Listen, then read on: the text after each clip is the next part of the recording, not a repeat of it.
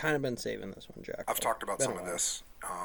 If I'm a company commander and I'm in charge of training Afghan forces, I want to do a good job. And when I report to my battalion commander, and I'm working with these guys for a month, and he says, "How are those guys?" And I say, "Well, they got some work to do. They're not that great. They're deficient here. They're deficient there. They're not good at this." And my commander says, "Okay, well, get them squared away." The next month, what do I say? I'm gonna tend to say, "Yeah, well, we're making some improvements. We're doing a little bit better. We've got them issued better gear. We got the supply issues taken care of that we were worried about. We did a live fire training operation." And so you end up, just by virtue of having a positive attitude, which Americans certainly have, we end up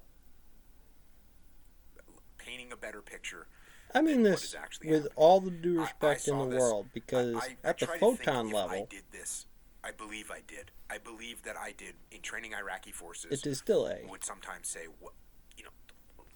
I would put some lipstick on the situation. Definitely a heard bit. this one before, but Again, trying to have a good to see positive him. attitude, trying Well, to again, he's look at still the brightest side of what was happening, and there was times the loop in Iraq where the patrol. Iraqis would take over a position and the insurgents would immediately attack it and crush them.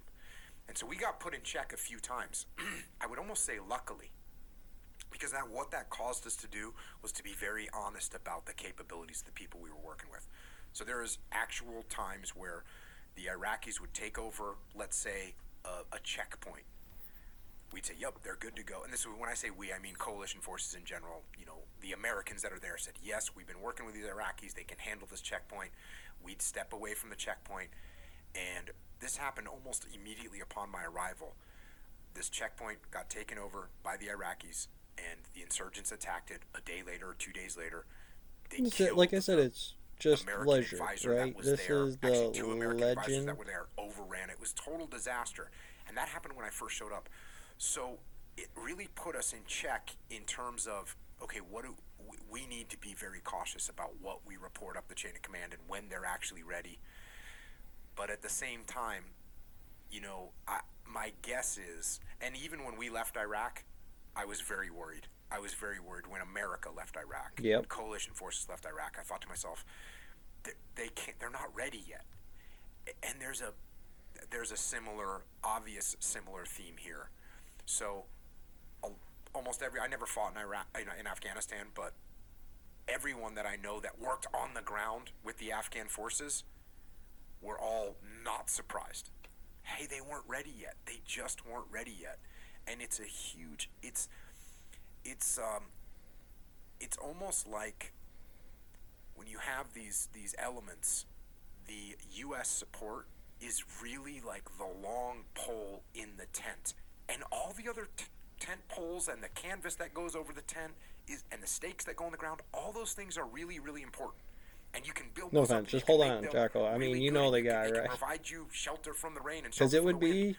But if you pull out that one long pole in the middle, it has a huge negative impact, and that's sort of, again, in hindsight, as I look at it, that's one of the things I think happened. Yeah, I think there were just multiple things. I think even right down to the number of ghost soldiers. So on paper there might be 300,000 Afghan soldiers when in reality there's a quarter of that, because commanders were taking money of people that never existed, or they were dead, or there was no accountability.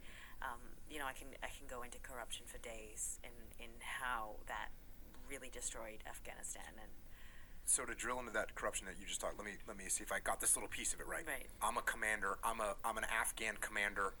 If I say I have 500 soldiers, I get X amount of money. Yep. So guess how many I have? 700. and two of your guys die, you're not going to report that, because you still want to keep getting their money, to the point where they would take the bank cards of the dead soldiers. Go away. And go You're to just the going bank to walk, and get their paychecks. matter of every fact, week or every month. right into the next one. It's the level, and we can get into this, but I've never seen a more corrupt place on every possible level. And yet, we, and when I say Check, we, check, I say the check, United check, States, check. we turned But a again, blind eye to that all for over the really road, 20 years right? instead of going to the root and fixing it. We let it All fester and create this over the road. entire There's a few scale houses, industry but of let's use corruption, this one. which is what the Taliban was not About only able to capitalize on, oh, but they too far. came in saying, well, we're not I going lost to her. be corrupt. And The people universe that is gone, don't even boys. like the Talibans were so fed up with that corruption that they were going to support that even if they didn't support the ideology. Keep going. There we go. BetRivers.com mobile sportsbook is Sorry. live in New York State. We've got thousands of betting But no, options, I'm not. including Listen, spreads, throw it props, on there. same-game parlays, It all, and it's so all meat. much more.